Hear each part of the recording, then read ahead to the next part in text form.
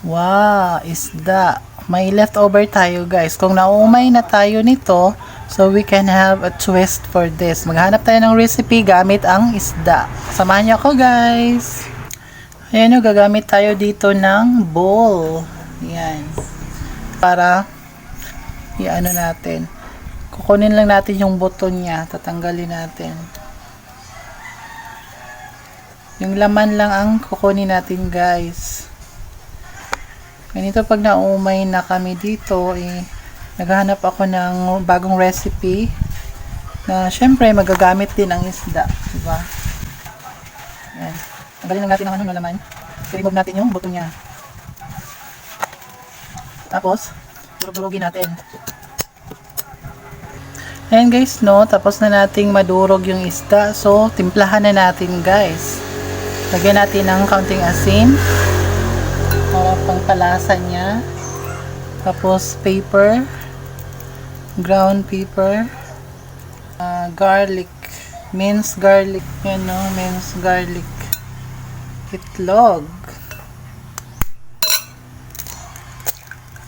harina. Yan natin ng harina guys. Top third flour na harina or all-purpose flour, okay na yun. As long as may harina siya guys. Kayo na bahala kung magkanong amount yung ilalagay ninyo. Gagawa pala tayo ngayon ng fish patty guys. Fish patty. Kaya ano lang natin ito, halo-halo lang. Halo-halo lang natin. Lalagyan ko lang siya ng small amount of water guys kasi napaka-sticky niya. Depende rin sa inyo guys kung anong ano nyo sa fish patty ninyo na kung gaano kalabnaw yung consistency niya. Kasi pag sobrang sticky, nahihirapan kayong ito. Kaya naglalagay ako ng small amount of water. Yan, paghalo lang natin.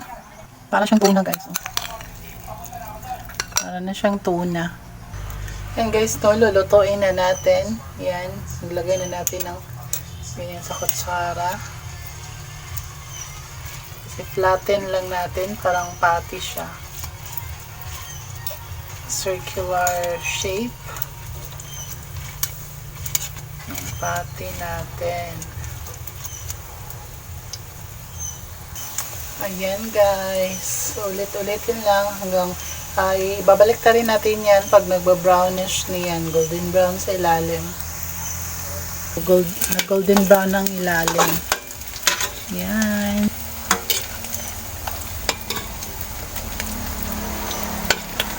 Mausok talaga guys kasi we are using firewoods. Ayan guys, luto na ang ating fish patty.